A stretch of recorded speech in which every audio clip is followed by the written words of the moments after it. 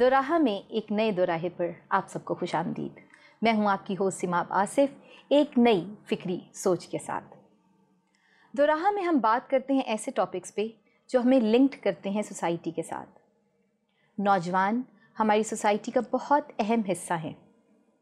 ہمارے خاندان، ہماری قوم، ہمارے ملک، ہماری کمیونٹی کا فیوچر ہیں۔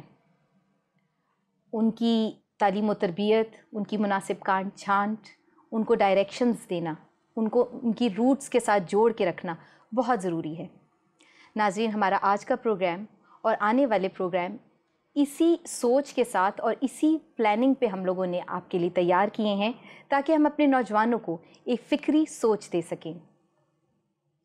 آج کے پروگرام میں گفتگو کے لیے ہمارے ساتھ وہ ہستی شامل ہے جو گزشتہ 20 سال سے پاکستان میں نوجوانوں کی اپنے سماج سے بیگانگی کے رویے کو ایڈریس کر رہی ہے۔ وہ کھوج نکالنے کی کوشش کر رہے ہیں، جستجو کر رہے ہیں کہ وہ کیا وجوہات ہیں جس کی وجہ سے ہمارا نوجوان اپنے معاشرے سے بیگانگی کا رویہ اپنائے ہوئے ہے اور جس کی وجہ سے اسے بہت ساری ناکامیوں اور محرومیوں کا سامنا ہے۔ کھوج نکالتے نکالتے انہوں نے اس پہ بہت سی کتابیں بھی لکھ ڈالی ہیں اور ساتھ ہی ساتھ کھوج نکالتے ہوئے انہوں نے اس کا ٹریٹمنٹ بھی ڈھونڈا ہے۔ جی ناظرین، انہوں نے 70 سالہ پاکستانی تاریخ کو کھنگال کر اس میں سے پاکستانی کرسچن ہیروز کو نکالا ہے جن کا ایک بہت ہیوج کنٹریبیوشن اور رول رہا ہے پاکستان کی کریشن میں، فریڈم سٹرگل میں، اسٹرینتھننگ پاکستان، ڈیولپمنٹ آف پاکستان اور ساتھ ہی ساتھ ڈیفنس آف پاکستان میں۔ اور انہوں نے ان تمام باتوں کو جو انہوں نے ڈھونڈی ہیں، جس پہ ایک انہوں نے بہت سنجیدگی اور ذمہ داری کے ساتھ ریسرچ کی ہے، اس کو کتابوں میں قلم بند کیا ہے تاکہ ہماری نوجوان نسل کو اپنی دھرتی سے پہچان کروا سکیں اور ساتھ ہی ساتھ ہمارے نوجوان اپنے اجداد کے قابل فخر کردار کو سمجھ کر پڑھ کر اپنی شناخت کا تعین کر سکیں۔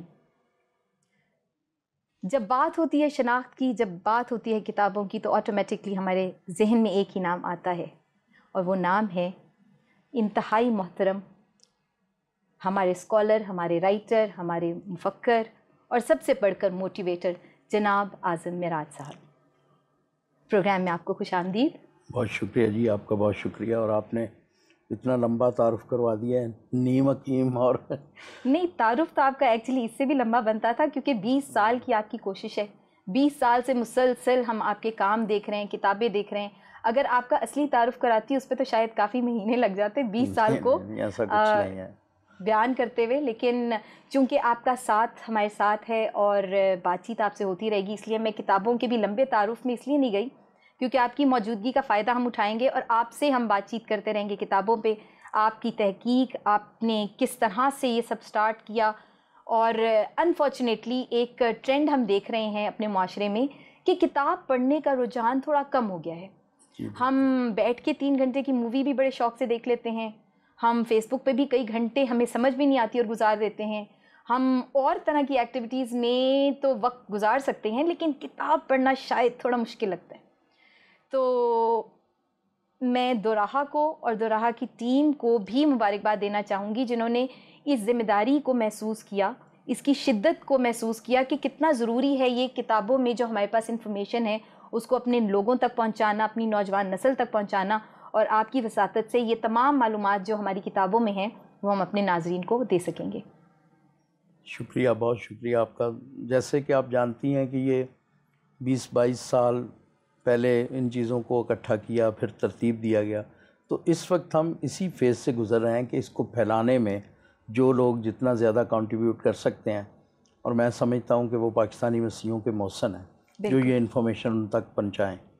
نہ صرف مسیحیوں کے لیے بلکہ ہم دیکھ رہے ہیں کہ یہ صرف انفارمیشن ہماری حد تک یا ہمارے لیے یوزفل نہیں رہی بلکہ اس سے معاشرتی ہم آہنگی بڑھی ہے، اس سے بین المذاہب ہم آہنگی بڑھ رہی ہے اور ایک ٹالرنس اور ایک رسپیکٹ دیکھ رہے ہیں ہم ٹورڈز کرسچن کمیونٹی اور ایک ایکسیپٹنس دیکھ رہے ہیں ہم لوگوں میں۔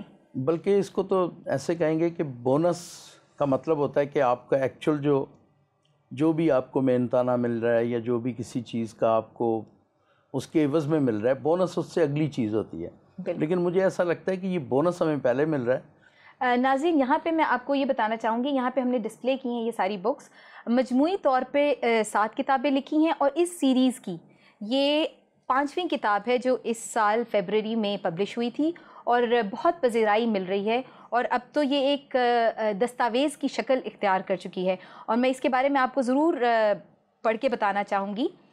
دفاع پاکستان میں مسیحیوں کی 70 سالہ تاریخ بیان کرتی ایسی دستاویز ہے جو 86 مسیحی شہداء کی مکمل فہرست کے ساتھ, ان میں سے کئی کی ایمان افروز داستانوں اور افواج پاکستان کے 5 2 ستارے, 23 1 ستارے والے مسیحی جرنیلوں کے ساتھ 7 ستارہ جرت, 3 تمغہ جرت, 9 ستارہ بصالت, 11 تمغہ بصالت اور حیدران کے ساتھ 5 مسیحی ساتھیوں, 3 اعزازی شمشیری یافتگان کے علاوہ شہداء, غازیوں اور محافظوں کی ایمان افروز داستانوں پر مبنی یہ کتاب نہ صرف مسیحیوں کی موجودہ اور آنے والی نوجوان نسلوں میں شہداء کے لہو, غازیوں, محافظوں کی جرت کی بے مثال داستانوں سے عزم و حوصلہ, وطن پرستی پیدا کرے گی, بلکہ پاکستانی قوم میں بین المذاہب اور معاشرتی ہم آہنگی کا سبب بھی بنے گی, جس کا ہم ابھی کچھ دیر پہلے ذکر کر رہے تھے. آپ کو بہت بہت مبارک ہو,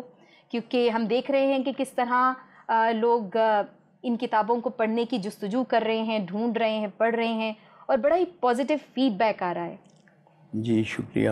اور ہماری بہت سی دعائیں, نیک تمنائیں آپ کے ساتھ ہیں, اور آپ اسی طرح لگے رہیں, جدوجہد کرتے رہیں, کوشش کرتے رہیں, اور اسی طرح آپ اپنی کمیونٹی کے لیے کام کرتے رہیں. ہم بہت خوش ہیں. بہت شکریہ. ناظرین یہ تو ہم نے کچھ بات کی کتابوں کی, کچھ بات کی ہم نے آپ کی کوششوں کو سراہنے کی. اس کے ساتھ ساتھ ہی نظر ڈالتے ہیں اور دیکھتے ہیں کہ پاکستانی میڈیا, نیشنل میڈیا اعظم صاحب کی ان کاوشوں کو کس طرح سے دیکھتا ہے. ٹھیک ہے سر صاحب, سیاسی جماعتوں کی سیاست کو یہ بھی ختم کرتے ہیں. آج کی کتاب کون سی لائے ہیں آپ یہ بتائیں. آج میں 2 کتابیں لایا ہوں. ایک تو یہ ہے سبز و سفید ہلالی پرچم کے محافظ و شہداء, یہ اعظم معراج صاحب کی کتاب ہے, اور یہ جو ہمارے جھنڈے کے اندر, سبز جھنڈے کے اندر جو سفید رنگ ہے, یعنی اقلیتوں کو جو ظاہر کرتا ہے, یہ ان کے بارے میں ہے کہ کن مسیحی فوجیوں نے شہادت حاصل کی, وطن کے لیے قربان ہوئے, یہ ان کی لسٹ ہے. اور میں بڑا پڑھ کے حیران ہوا, میرے علم میں نہیں تھا کہ اتنے لوگ اپنے وطن پر جان, پہچان ہونا بھی ضروری ہے. ہاں بالکل پتہ نہیں تھا. اتنے لوگ جو ہیں وطن پہ جان قربان کر چکے ہیں, اتنے لوگ جو ہیں وہ لڑ چکے ہیں, تو یہ بڑی ہی عمدہ ایفرٹ ہے. اور ہمارے ساتھ ایک اور مہمان, بہت ہی اہم مہمان, اعظم معراج صاحب موجود ہیں, جو کہ 6 بکس کے رائٹر ہیں. کچھ بکس اس میں سے یہاں پر موجود ہیں جو بکس بیسڈ ہیں role and contribution of Christian in the establishment, strengthening and defence of Pakistan. السلام علیکم, کیسے ہیں آپ؟ ٹھیک ٹھاک ہیں؟ جی شکریہ. بہت خوشی ہوئی آپ یہاں تشریف لائے, اور آپ کی یہ کچھ کتابیں میرے پاس یہاں موجود ہیں. دھرتی جائے کیوں پرائے, شہدائے وطن, شناخت نامہ, یہ بہت انٹرسٹنگ لگ رہا ہے. پہلے تو ہم مبارکباد پیش کرنا چاہتے ہیں آپ کو آپ کی اس کاوش پہ. اور سر کتابوں میں بہت کچھ ہوگا, اور ظاہر ہے اس کو پڑھنے میں, اس کو سمجھنے اور سیکھنے میں کافی وقت لگے گا, لیکن آپ کی موجودگی کا فائدہ اٹھاتے ہوئے جو چیزیں آپ نے کتابوں میں لکھی, جو آپ کی ریسرچ کا حصہ ہے, وہ ہم سے اور ہمارے ناظرین سے شیئر کیجیے. ایئر فورس میں جو 70 ستارہ جرت ملے, ان میں سے 7 جنہوں نے حاصل کیا وہ کرسچن پائلٹ تھے, 10% آلموسٹ. اسکواڈرن لیڈر ولیم ڈیسمنڈ ہارنی مثلا, انہوں نے ستارہ جرت حاصل کیا. ایئر کموڈور نذیر بل لطیف ونگ کمانڈر تھے, بامبر ونگ کمانڈر تھے, انہوں نے حاصل کیا. اسکواڈرن لیڈر پیٹر کرسٹی, انہوں نے کئی خطرناک مشنز کیے, انہوں نے ستارہ جرت حاصل کیے. گروپ کیپٹن سیسل چودھری, اس میں جو سب سے دلچسپ نام ہے وہ ہے squadron leader Eric Gordon Hall کا. یہ صاحب ایئر وائس مارشل کے عہدے سے بعد میں ریٹائر ہوئے. 65 میں اس بات پہ انہیں ستارہ جرت ملا کہ پی ایف کے پاس بامبرز کم تھے, فائٹر جیٹ زیادہ تھے, انٹرسیپٹر زیادہ تھے. تو انہوں نے یہ جگاڑ کی کہ C-130 جو مال بردار طیارہ ہوتا ہے, اس میں کچھ ایسا کوئی کنورٹ کر کے بامبر بنا دیا. اچھا. اور پہلی جو سارٹی ہے وہ انہوں نے خود اس پہ گئے, کھٹو برج پہ بمباری ہوئی C-130 سے بطور بمبار, اور اس طرح کے پوری جنگ میں 13 مشنز ہوئے جن میں کہ مال بردار طیارے بطور بمبار، جن میں مطلب C-130 بھی کارگو پلینز کو بیسکلی اور اس کے بعد اب تک C-130 یوز ہو رہے ہیں، لیکن وہ that was the only time that this happened. Improvisation بھی ایک امپورٹنٹ پارٹ ہے وار کا. اچھا آپ یہ جو لسٹ بتا رہے ہیں اس میں ضرور کیپٹن مرون مڈل کوٹ بھی ہوں گے. میں ادھر آ رہا ہوں. ادھر مجھے پتا تھا وہ سٹوری سنا دیں. مجھے پتا تھا آپ سے صبر نہیں ہوگا. ہاں میں سے ہوتا نہیں ہے جنرلی. اسکواڈرن لیڈر مڈل کوٹ ستارہ جرت 2 دفعہ ملا. بالکل. ناظرین آپ نے دیکھا کہ کس طرح پاکستانی میڈیا اور ہمارے جو لوگ ہیں، نہ صرف ہماری کمیونٹی بلکہ پاکستانی قوم جو ہے وہ اعظم صاحب کی ان تمام کوششوں کو کس طرح سراہتی ہے. اعظم صاحب ہمیں بہت خوشی ہے آپ کی تمام کوششوں پہ، اور سب سے بڑھ کے خوشی اس بات کی ہے کہ اب لوگوں نے اس بات کو سمجھنا بھی شروع کر دیا ہے. ناظرین اس سے پہلے کہ میں گفتگو کا سلسلہ آگے بڑھاؤں، یہاں پہ ہمارے ویورز کے لیے ایک اور خوشخبری بھی ہے. ایک تو یہ کہ ہماری ملاقات ہو رہی ہے اعظم صاحب سے، دوسرا یہ کہ ہمیں انفارمیشن مل رہی ہے، ہم کتابوں میں جو لکھا ہے اس کے بارے میں جانیں گے. ساتھ ہی ساتھ جو ہماری گفتگو ہے اس میں آپ غور سے سنیے گا، کیونکہ پروگرام کے اختتام میں ہم آپ سے ایک سوال پوچھیں گے گفتگو سے متعلق، اور جو ہمارے ویورز اس کا صحیح جواب دیں گے ان کو ملے گی اعظم صاحب کی آٹوگراف والی بک. تو آپ صرف پروگرام دیکھیں ہی نہیں بلکہ دھیان سے اور غور سے دیکھیں کہ بات چیت کیا ہو رہی ہے، تاکہ جب ہم سوال پوچھیں تو آپ اس کا صحیح جواب دیں اور آپ کتاب حاصل کر سکیں. سر گفتگو کو واپس وہیں سے جوڑتے ہیں. آپ نے یہ جو ساری کتابیں لکھیں، یہ جو ساری آپ کی کوشش ہے، یہ ساری آپ کی سٹارٹ ہوئی اس سوچ کے ساتھ کہ آپ کو یہ لگا کہ ہمارا مسیحی نوجوان اپنے معاشرے سے بیگانہ ہے، وہ اس کو اون نہیں کرتا. سن کے تھوڑا سا عجیب بھی لگا، کیونکہ کبھی اس سے پہلے ہم نے اس طرح کی نہ کبھی گفتگو سنی، نہ ہم نے کبھی کسی سیریس جگہ پہ اس بات کو ایڈریس کسی نے کیا اور سنا. بہت ہی زیادہ سیریس لیتے ہوئے آپ نے سیریس نوٹس پہ آپ نے اس بات کو نہ صرف محسوس کیا، آپ نے اس پہ پوری ریسرچ کی، پھر آپ نے اس پہ کتابیں بھی لکھ ڈالی ہیں، پھر آپ نے اس کا ٹریٹمنٹ بھی کیا. کس طرح سے آپ کے ذہن میں یہ بات آئی اور آپ کو یہ لگا کہ ہمارا نوجوان، ہمارا مسیحی نوجوان اپنے سماج سے یا اپنے معاشرے سے بیگانہ ہے؟ دیکھیں یہ پہلے بھی آپ کے ساتھ ایک آدھ پروگرام میں اور ہر کسی میں، لیکن کیونکہ ایک بنیاد وہی ہے تو اس لیے ریپیٹ کرنا پڑتا ہے. میں ایک ایسے اسکول میں تھا جہاں 50% بچے کرسچن اور 50% مسلمان بچے. اچھا، اور باقی جو 50% تھے وہ پاکستان کی ہر جغرافیائی اکائی سے لوگ تھے. اب میں یہ بچپن سے تقریباً 7ویں 8ویں کلاس سے جب ذرا سمجھ آنی شروع ہوتی ہے، مجھے فیل ہوتا تھا کہ پاکستانی معاشرے کے بارے میں جو پورے ملک کے سے آئے ہوئے طالب علم ہیں وہ ان کا بالکل رویہ فرق، اور مسیحی نوجوان کا طالب علم کا اپنے معاشرے کے بارے میں رویہ بالکل فرق. اب اسی سوچ کے ساتھ میں بڑا ہوا، کچھ کاروبار میں آیا، تو پھر یہ مجھے فیل تھا ہمیشہ. اس کی بہت ساری وجوہات ہیں، ظاہر ہے معاشرے، تاریخ کا جبر، معاشرے کے امتیازی رویے، امتیازی قوانین اور بہت کچھ، غربت، افلاس، لیکن مجموعی طور پہ ان سب چیزوں نے ملا کے ایک ہمارے نوجوان کو معاشرے سے بیگانہ کر دیا.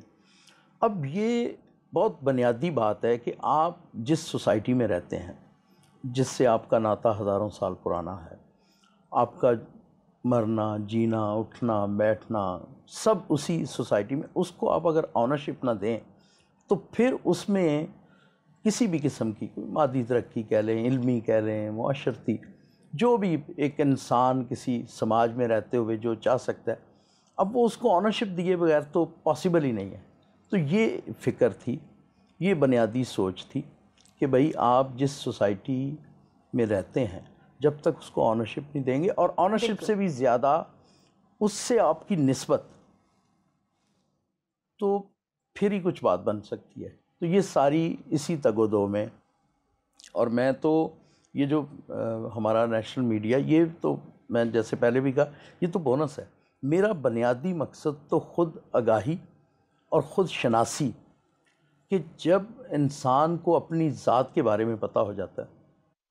مشرق نے کیا خوب کہا ہے اس موضوع پہ کہ جب عشق سکھاتا ہے آداب خود آگاہی، کھلتے ہیں غلاموں پہ اسرار شہنشاہی. تو یہ جو خود شناسی اور خود آگاہی ہے یہ بنیاد ہے کسی بھی قسم کی ترقی کی، کہ آپ کو جب اپنی شناخت ہوتی ہے. اسی پہ ایک امریکن کوئی ناول نگار ہے، اس نے بھی بڑی خوبصورت بات کی ہے کہ بھائی مجھے میرے حقوق تب ملیں گے جب میں جان لوں گا کہ میں کون ہوں اپنی ذات کے بارے میں. تو یہ ذات سے ذرا بڑھ کے کمیونٹی کی سطح پہ کہ اس دھرتی میں آپ کا نسبت کیا ہے اور آپ کا کنٹریبیوشن کیا ہے، اسی پہ فوکس ہے. اور اسی کو ہم نے آگے چل کے پھر 6 نکاتی اس پہ پوائنٹ پہ، اور اب اسی پہ لوگ لگے ہوئے ہیں کہ اس بات کو پھیلائیں. آپ مختصراً اگر ہمیں اپنا 6 نکاتی ایجنڈا بھی بتا دیں تو. دیکھیں جب وہ ہم کرتے رہے مسلسل 10 سال، کچھ سمجھ نہیں آئی اس کو کیسے ایڈریس کیا جائے، تو پھر جب باقاعدہ اس پہ ریسرچ کی تو یہ چیزیں بنیاد بنی کہ بھائی آپ کی دھرتی سے نسبت، آپ دھرتی کے بچے ہو. آزادی ہند میں آپ کے اجداد کا یہ کردار ہے، قیام پاکستان میں آپ کے اجداد کا یہ کردار ہے، اور پاکستان کی تعمیر و ترقی میں آپ کے اجداد کا پلس موجودہ نسلوں کا یہ کردار ہے، اور اس کے بعد دفاع پاکستان میں آپ کا یہ کردار ہے. بہت ہی بہترین. یہ 5 نقطے، اور ان سب کو اب آپ سوچیں کہ جس بندے کو یہ سب نہ پتہ ہو وہ ڈائریکٹ معاشرے سے کیسے جڑے گا. اب ان 5 چیزوں کو ہمارا نوجوانوں سے، طالب علموں سے یا ہر سے یہی گزارش ہے کہ یہ نکات ذہن میں رکھتے ہوئے پھر اس سوسائٹی کو بری بھلی اچھی جو کچھ ہے یہ اپنی ہے، پھر اس کو آنرشپ دیں اور پھر اس میں ترقی کریں جیسے آپ کے اجداد نے کی. اور ابھی بھی لوگ ہیں، مسائل ہیں، بہت ہیں، ٹھیک ہے، لیکن اب ایسے ہی ایٹ لیسٹ ہمیں معلوم ہونا چاہیے، ہمیں پتہ ہونا چاہیے کہ ہمارے انسیسٹرز کا رول رہا کیا ہے. بالکل ایسے ہی ہے جیسے ہم فیملی کا حصہ ہیں، ہمیں اپنے والدین کا پتہ ہو، نانا دادا انہوں نے کیا کام کیے، کیا کہا. تو جتنا ہم اپنی فیملی کے بارے میں جانتے اتنی ہماری ان سے اٹیچمنٹ زیادہ ہوتی ہے، ہم اون زیادہ کرتے ہیں، اپنے بہن بھائی ہوں، اپنے رشتہ دار ہوں، عزیز ہوں.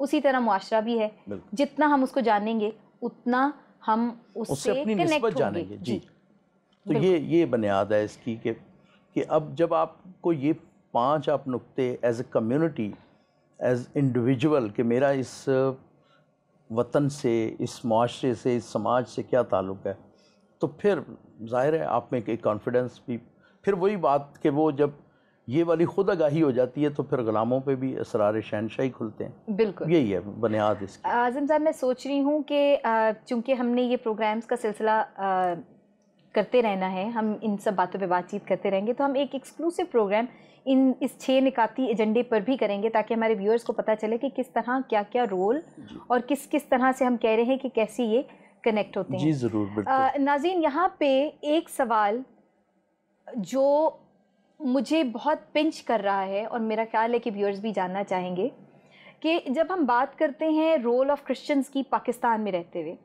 تو ہمارے پاس تو ہر فیلڈ میں ہی کرسچنز کا ایک بہت ہیوج کنٹریبیوشن دیکھتے ہیں. ہم جب بات کرتے ہیں ایجوکیشن کی تو پاکستان نے جو ایجوکیشن کی بیس بنائی وہی کرسچنز نے بنائی ہے، بیک بون ہے. آج بھی جو ہمارے ایجوکیشنل انسٹیٹیوشنز ہیں، جو ہمارے ٹیچرز ہیں، ان کا ایک نام ہے، ان کے پڑھائے ہوئے اسٹوڈنٹس وہ پاکستان میں بہت آگے اب اپنے طور پہ کنٹریبیوٹ کر رہے ہیں. تو جب ہم ایجوکیشن کی بات کرتے ہیں تو پاکستانی کرسچنز کا اس میں بہت رول ہے. ہم میڈیکل کی اگر بات کرتے ہیں تو اس میں پاکستانی کرسچنز کا ایک بہت زیادہ رول ہم دیکھتے ہیں، بڑی خدمت دیکھتے ہیں. اسی طرح ہم اور بہت ساری فیلڈز ہیں، بلکہ تقریباً ہر ہی فیلڈ میں ہمیں پاکستانی کرسچنز کا بہت ایک نمایاں حصہ دکھتا ہے. تو کیا وجہ ہے کہ آپ نے صرف دفاع پاکستان ہی پہ بات کی اور انہی ہیروز کے بارے میں بات کی آپ نے؟